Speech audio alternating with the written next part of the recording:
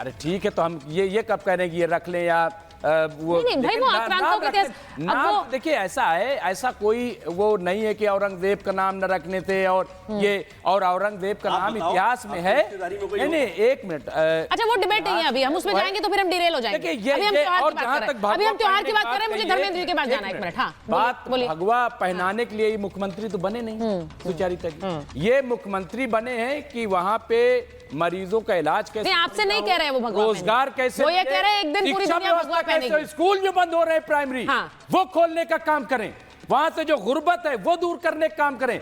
अभी कल रिपोर्ट आई है 14 लोग, वो कह रहे हैं इस्लाम से पहले संभल आया, करके मर गए, इस्लाम से पहले संभल आया। इस बात को पहचानिए, इस बात की सच्चाई को समझिए। अब एक मिनट रुकिए, मैं एक बार धर्मेंद्र जी के पास जा रही हूँ। धर्मेंद्र जी के पास, धर्मेंद्र जी देखिए, सवाल ये है कि जब होली और त्योहारों को लेकर इतने बयान आते हैं तब अखिलेश जी कहते हैं कि ये नफरत फैला रहे हैं, लेकिन जब बयान जो राधिका जी ने कहा, मैं उन्हीं का सवाल आप तक पहुंचा रही हूं, उन्होंने कहा कि जब हिंदू धर्म को संक्रमण कह देते हैं, हिंदू धर्म एक बीमारी है, इतने बयान आते हैं, तब कोई गुस्सा क्यों नहीं आता, रोष क्यों नहीं आता है, या लगता है ठीक है कोई बात नहीं है, वोट बैंक थोड़ा ही है? सुचरिता जी, राधिका बहन जी ने 3-4 सवाल उठाया था, मैं सभी का जवाब देना चाहूंगा जी। भारतीय जनता पार्टी की खूबसूरती ये है कि अपनी बेशर्मी को, अपने दोगलेपन को बहुत बेशर्मी से सेलिब्रेट करती है। उन्होंने कहा कि अगर किसी के घर में डेथ हो जाए तो हम होली सेलिब्रेट नहीं करते हैं। बिल्कुल सही बात कहा इन्होंने, कितनी समझदार है, बढ़िया प्रवक्ता है।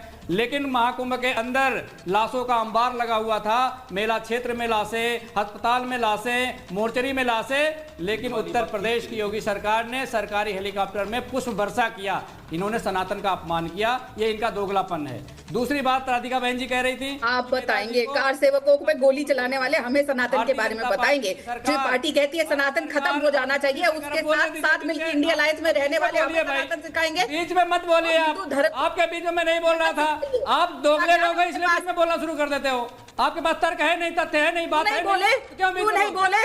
आपको देश और उत्तर प्रदेश की जनता सुनना चाहती है। आए थे ना दिल्ली, 0 अंडा लेकर गए। आपके सवाल का जवाब दे रहा हूँ ना, सुनना नहीं चाह रहा है ना जनता, ना लोग। जवाब ले लीजिए। हम तो अगर हिम्मत नहीं सवाल मत पूछा करिए, दोगलापन करना है तो बात मत करिए। क्यों बोलती है? हिम्मत नहीं है। इन्होंने कहा नेताजी ने चलाने वाला, दुस्साहस करने वाले, बिना रीढ़ की हड्डी वाले लोग सनातन को नष्ट करने के समय पे चुप्पी साध जाते हैं। देश का सर्वोच्च नागरिक सम्मान दिया हो, उसको आप कहते गोली चलवाया, ये भी आपका दोगलापन है। इसको समझिए आप, ये भी आपका दोगलापन है। और उस समय जो प्रमुख सचिव थे, राम मंदिर ट्रस्ट के अध्यक्ष बनाए गए, राम मंदिर ट्रस्ट के अध्यक्ष बनाए गए, ये भी आपका दोगलापन है। आप समाज को अपने दोगलेपन से मत परेशान करिए, उनको मत डाइवर्ट करिए। देश असल मुद्दे पर रहना चाहता है। तीसरी बात, योगी जी जो भगवा पहनने की बात कर रहे हैं, सबसे पहले योगी जी प्रधानमंत्री मोदी को भगवा पहना दें, उनको जाके बता दीजिएगा। राधिका जी फोन कर दीजिएगा आज योगी जी को कि सबसे पहले मोदी जी को भगवा पहनाइए। ये गैर संवैधानिक लोग हैं, संविधान में लिखा है। एक मिनट,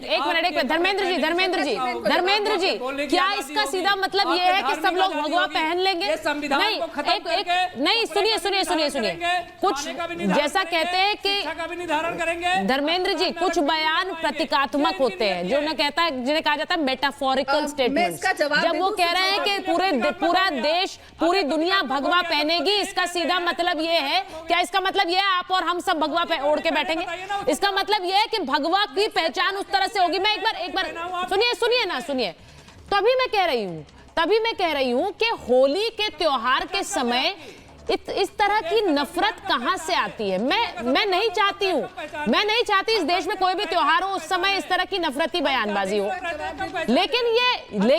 लेकिन होली के त्योहार के समय ये क्यों है?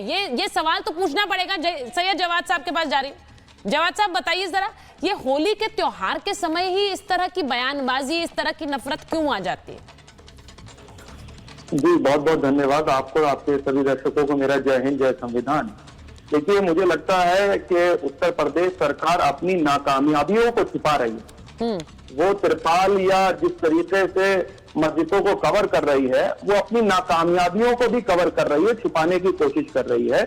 जिस तरीके से उत्तर प्रदेश के अंदर महिलाओं के ऊपर अपराध हैं, उसको भी वो छुपाने की कोशिश करती है। अब धर्म का चोला ओढ़ करके, धर्म की आड़ ले करके अपना राजनीतिकरण करना, वो तो भारतीय जनता पार्टी को खूब आता है और उसके ऊपर से पीछे से उनको कवर फायर देने के लिए पूरा एक मीडिया तंत्र जो है वो लगा रहता है, उसमें हमें कोई गुरेज नहीं। लेकिन आपको बता दूं, भारत का socio economy political justice system जिस तरह मूव कर रहा है, वो आने वाले वक्त के लिए बेइंतहा नुकसानदेह चीजें साबित होंगी।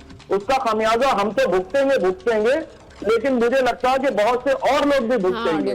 जिस तरीके से भारत के एक सिस्टम को जो है लगातार आप कोलैप्स करते चले जा रहे हैं, चाहे वो पॉलिटिकल तौर पे हो, चाहे वो इकोनॉमिकल तौर पे हो, चाहे वो जो है जस्टिस सिस्टम हो, वो तमाम तरीके। अरे बीच में बोलने लगे, मैं आधे घंटे बाद बोला हूँ, फिर ये बीच में बोलने कोई भी नहीं बोल रहा है, किसी की भी आवाज नहीं आ रही है, आप ही की आवाज आ रही है, कोई तो बोल नहीं रहा है। आपको किसकी आवाज आ रही है आपके कानों में? यहाँ पे तो कोई बोल नहीं रहा, कोई बोल नहीं रहा है। जब मुझे लग रहा है दिक्कत क्या यही है, हम अज्यूम करते हैं, हम सामने वाले को देखकर अज्यूम करते हैं कि ये विवाद खड़ा कर रहे होंगे, जबकि विवाद खड़ा नहीं होता है। क्या हो यही रहा है? क्या हो यही रहा है? कोई बोल नहीं रहा था, आप कह रहे हैं हम डिस्टर्ब कर रहे हैं। मैं इसलिए पूछ रही हूँ ये सवाल क्योंकि कुछ आदतें बन जाती हैं। आप अज्यूम करते हैं कि विवाद खड़ा होगा, विवाद है नहीं, विवाद है नहीं। और जो तिरपाल की बात आपने कही है, मैं उस पर पूछ लेती हूँ। आप कह रहे हैं नाकामी छुपा रहे हैं, नाकामी छुपा रहे वाली बात है। संजीव जी जरा बताइए, जो जवाद साहब कह रहे हैं कि सरकार नाकामी छुपा रही है, ये तिरपाल ढकने की बात ये आज पहली बार नहीं हो रही, मतलब, और मुझे ऐसा लगता है ढकनी चाहिए नहीं, ये मेरा पर्सनल मत है, क्योंकि मुझे लगता है इस देश में त्योहार वही है जो इस तरह से मनाए जाएं कि आपकी होली भी हो रही है, वो अगर मुस्लिम मोहल्ले से निकली है तो क्यों ढका जा रहा है, और उसी तरह से जब ईद का भी त्योहार आएगा तो कोई घर थोड़ी ढक लेगा कि भाई ये ईद मनाएंगे, अकेले मनाएंगे। ये भारत की संस्कृति है। मुझे लगता है आज इस विवाद को बढ़ता देखकर ये ढकी जा रही है। ये बिल्कुल ठीक कह रही हैं आप, और मुझे लग रहा है कि अभी सारे कॉमन प्लेटफॉर्म पर आप भी यही कह रही, मुमताज भाई ने भी लगभग यही बोला है। हाँ। कि वास्तव में ये हमने अब जो प्रोग्राम करने का शायद औचित्य भी ये होगा लगभग आपका, कि कॉमन प्लेटफॉर्म पर हम होली एक साथ क्यों नहीं मना सकते, क्यों नहीं मना सकते। और अगर कोई प्रिकॉशन स्टेट के पॉइंट ऑफ व्यू से अगर हम कहते हैं तो स्टेट का लॉ एंड ऑर्डर सब्जेक्ट है। अगर वो प्रिकॉशंस नहीं लेता, अगर आड़े हाथों नहीं लेता, अगर बीएनएस के सेक्शंस में किसी को नहीं दबोचता, तो हम कहते हैं कि भी क्या किए, अब 66 करोड़ लोग जो हैं वो नहा लेते हैं एक बार में। तो लॉ एंड एडमिनिस्ट्रेशन तो देखिए क्या गजब का इंप्लीमेंटेशन था, एग्जीक्यूशन था, क्या कोऑर्डिनेशन था आपस में सबका। तो जब इस तरह के व्यवहार कर सकता है कोई स्टेट, तो होली भी ठीक से सेलिब्रेट हो, उसके लिए कुछ प्रिकॉशंस ले रहा है। और प्रिकॉशंस कोई एक आदमी नहीं लेता, एक पूरी टीम लेती है। जब वो देखते हैं कि माहौल कुछ गड़बड़ होने वाला है, तो दोनों तरफ के लोगों के साथ बैठ के प्रिकॉशंस लेते हैं और एक निर्णय पर आते हैं, उसको एग्जीक्यूट करते हैं। मैं इनसे पूछ लेती हूँ, मुमताज जी बताइए, अगर वो तिरपाल लगे हुए हैं, आपको लग रहा है कि ये जबरदस्ती का एक्शन है, ये नहीं होना चाहिए? नहीं, मैं इसको नहीं मानता। हाँ। क्योंकि अगर नहीं, वो धर्मेंद्र जी बोल रहे हैं वहाँ पे। नहीं, सरकार को अगर लगता है कि या इंतजामिया को वहाँ पे कि कुछ लोग उस पर रंग डाल सकते हैं और उसके बाद एक बवाल खड़ा हो सकता है,